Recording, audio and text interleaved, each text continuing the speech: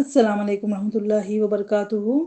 उम्मीद है कि मेरी प्यारी बहनें बखैर व आफियत से होंगी। अल्लाह सुब्हाना व तआला तमाम को अपने हिफ्ज़ व अमान में रखें, खैर व आफियत से रखें, आमीन या रब्बुल आलमीन।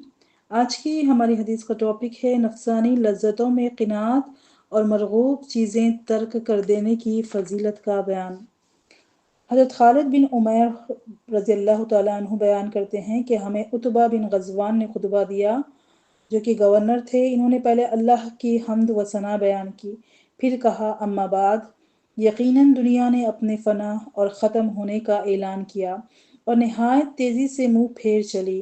अब दर्द तह जाम की तरह इसका बिल्कुल थोड़ा सा हिस्सा रह गया है, जिसे बर्तन वाला आखिर में पीता या इसे समेटता है, और तुम इस दुनियाए फ़ानी से ऐसे घर की तरफ मुंतकिल होने वाले हो जिसे ज़वाल नहीं। बस तुम इसकी तरफ अपने पास मौजूद चीज़ों में से सबसे बेहतर चीज़ लेकर मुंतकिल हो, इसलिए कि हमारे सामने जिक्र किया गया है कि एक पत्थर जहन्नुम के किनारे से डाला जाएगा और वो इसमें 70 साल तक गिरता रहेगा, फिर भी इसकी गहराई तक नहीं पहुंच पाएगा। अल्लाह की कसम, वह जहन्नुम आदमियों से भर दी जाएगी। क्या तुम्हें इस पर हैरत है? और ये भी हमारे लिए जिक्र किया गया है कि जन्नत के दरवाजे के एक पट से दूसरे पट तक की चौड़ाई 40 साल की मुसाफित के बराबर है, और इस पर भी यकीनन एक दिन ऐसा आएगा कि वो इंसानों के हुजूम और भीड़ से भरी होगी। और तहकीक मैंने अपने आप को रसूल सल्लल्लाहु अलैहि वसल्लम के साथ यानी इब्तिदा में 7 आदमियों में से 7वां आदमी देखा। हमारा हाल इस वक्त ये था कि हमारे पास खाने के लिए दरख्त के पत्तों के अलावा कुछ ना होता, जिन्हें खाते खाते हमारी बाँछें ज़ख्मी हो गई। इन्हीं अयाम में मुझे एक चादर मिल गई, तो मैंने इसे अपने और साद बिन मालिक के दरमियान फाड़ कर 2 हिस्सों यानी आधा आधा कर लिया।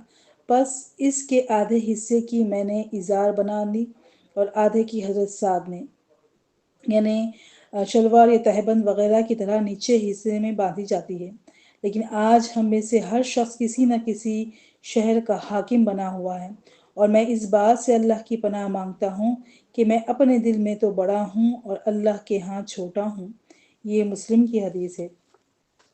यानी इस हदीस से हमें पता चलता है कि सहाबे कराम की नादारी और तंगदस्ती के अलावा हस्ब झैल फ़वाइद भी बयान किए गए हैं, यानी आखिरत की याद दहानी और अज़ाब जहन्नुम से डराने का बयान, दुनिया के नहायत तेज़ी से फ़ना व ज़वाल पज़ीर हो जाने की वजाहत, जन्नत और दोज़ख दोनों की वसअत व अज़मत का बयान, बाद में सहाबा कराम को हासिल होने वाली खुशहाली का तज़किरा, जिससे अल्लाह के इस वादे की तकमील हुई कि वो इन्हें दुनिया में इक़्तिदार अता फ़रमाएगा, सहाबा के अखलाक़ करीमाना का बयान कि इख्तियार व इक़्तिदार से बहरावर होने के बावजूद इनमें कोई बड़ाई पैदा नहीं हुई, बल्कि आजिज़ी और तवाज़े ही इनका शार रहा, और गुरूर नफ्स से अल्लाह की पनाह की तालिब रहे, अल्लाह के यहाँ बड़ा होने की आरज़ू, न कि मुहिज़ लोगों की नज़रों में बड़ा हो जाना।